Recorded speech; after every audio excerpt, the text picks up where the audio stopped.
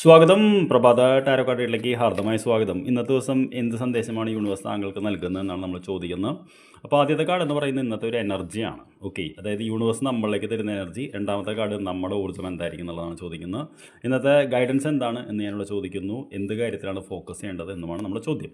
അപ്പോൾ എന്ത് എനർജിയിലാണ് നമ്മൾ നിൽക്കുന്നത്? ഇതാണ് യൂണിവേഴ്സ് തരുന്ന എനർജി എന്ന് പറയുന്നത്. ഇതാണ് നമ്മുടെ എനർജി എന്ന് പറയുന്നത്. ആദ്യം ഇത് രണ്ടും തമ്മിൽ എന്തെങ്കിലും മാച്ച് ഉണ്ടോ നോക്കട്ടെ. യൂണിവേഴ്സ് തരുന്ന എനർജി എന്ന് പറയുന്നത് വേൾഡ് എന്ന് പറയുന്ന കാർഡാണ്. വേൾഡ് എന്ന് പറയുന്ന കംപ്ലീഷൻ്റെ കാർഡാണ്, പരിസമാപ്തിയുടെ കാർഡാണ്.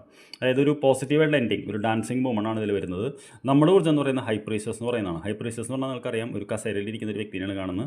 സീക്രട്ടായിട്ടുള്ള ചില നോളജുകളുണ്ട്, അതിൻ്റെ ഒരു ഭാവമുണ്ട്. അതായത് അനങ്ങാനുള്ള ഉദ്ദേശമില്ല, വൈകാരികമായിട്ട് നമ്മൾ ചടഞ്ഞുകൂടിയിരിക്കുന്നതാണ് പറയുന്നത്. അപ്പോൾ രണ്ട് എനർജി നമ്മൾ കണ്ടറിയാൻ പറ്റും. ഇതിൽ ഡാൻസിങ്ങും മറ്റേത് സൈലൻ്റ് ആയിട്ടിരിക്കുന്നതാണ്. അപ്പോൾ ഇവിടുത്തെ ഒരു എനർജി മിസ് മാച്ച് ഉണ്ട്. പൊതുവേ നമ്മൾ ഇന്ന് എന്താ പറയുക, നമ്മുടെ ചിന്തകളിൽ ഒതുങ്ങിക്കൂടിയിരിക്കാനാണ് ആഗ്രഹിക്കുന്നത്. അധികമായിട്ട് സംസാരിക്കാനോ ഒന്നും എനർജി അല്ല. പക്ഷേ യൂണിവേഴ്സ് പറയുന്നത് ലോകത്തിലേക്ക് പോകൂ, നിങ്ങളുടെ പരിസമാപ്തിയുടെ എനർജിയാണ്, ഒരുപാട് പേര് നിങ്ങൾ അറിയണം എന്ന് പറയുന്ന എനർജിയിലാണ് നിൽക്കുന്നത്. ഇത് രണ്ടുമാണ് ഇന്നത്തെ ഒരു കോൺഫ്ലിക്റ്റ്. എന്താണ് നമ്മുടെ ഇന്നത്തെ ഒരു ഗൈഡൻസ് യൂണിവേഴ്സ് എന്ന് ചോദിച്ചപ്പോൾ നമുക്ക് 7 ഓഫ് പെൻറ്റക്കിൾസ് എന്ന് പറയുന്ന കാർഡാണ്. 7 ഓഫ് പെൻറ്റക്കിൾസ് എന്ന് പറയുന്ന അന്തമിട്ട് നിൽക്കുന്ന പൂച്ചനെയാണ് കാണുന്നത്. എന്താണ് പ്രശ്നം? നമുക്ക് എത്ര പണിയെടുത്തിട്ടും അതിനുള്ള റിസൾട്ട് കിട്ടുന്നില്ല. അത് കർഷകൻ്റെ അവസ്ഥയാണ്. കർഷകർക്ക് നിങ്ങൾക്കറിയാമല്ലോ, ഒരു പ്രത്യേക സമയത്താണ് അവർക്ക് റീപ്പ് ചെയ്യാൻ പറ്റുക.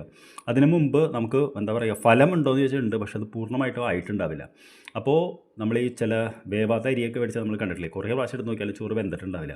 അതേപോലെ എത്ര സമയം കഴിഞ്ഞിട്ടും നമുക്ക് റിസൾട്ട് കിട്ടിയില്ല. അപ്പോൾ ഇന്നത്തെ ഒരു ഇതെന്ന് പറയുന്നത് ദീർഘദർശിയോടുകൂടി കാര്യങ്ങൾ ചെയ്യാനാണ് പറയുന്നത്. ചാടിക്കയറി എന്തെങ്കിലും വാങ്ങാനോ എന്തെങ്കിലും കമ്മിറ്റ്മെൻറ്റോ ഒന്നും ചെയ്യരുത്. അതായത് ദീർഘദർശിയായിട്ട് എപ്പോഴും ഭാവിയിലേക്ക് ആലോചിച്ചുകൊണ്ട് പണം ചിലവാക്കാനാണെന്ന് പറയുന്നത്. എന്ത് കാര്യത്തിലാണ് നമ്മളൊന്ന് ഫോക്കസ് ചെയ്യേണ്ടതെന്ന് ചോദിച്ചാൽ നമുക്ക് എന്ത് കാർഡാണ് വന്നിരിക്കുന്നത് ചോദിച്ചപ്പോൾ പേജ് ഓഫ് സോൾട്സ് എന്ന് പറയുന്ന കാർഡാണ്.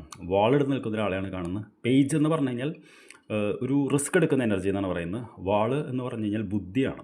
അപ്പോൾ ഇന്നത്തെ നമ്മുടെ ഫോക്കസ് എന്ന് പറയുന്നത് മെൻ്റൽ ക്ലാരിറ്റിക്ക് വേണ്ടിയിട്ടാണ്. അതായത് പുതിയതായിട്ട് എനിക്ക് എന്ത് ചെയ്യാം. അതായത് പേജ് എന്ന് പറയുന്ന ആളൊരു വേദനാജനകമായിട്ടുള്ള അതിനുശേഷം പുതിയൊരു തുടക്കത്തിന് വേണ്ടി നിൽക്കുന്ന ആളാണ്. സ്വന്തം ഗോൾ ചേസ് ചെയ്യുന്ന ആളാണ്.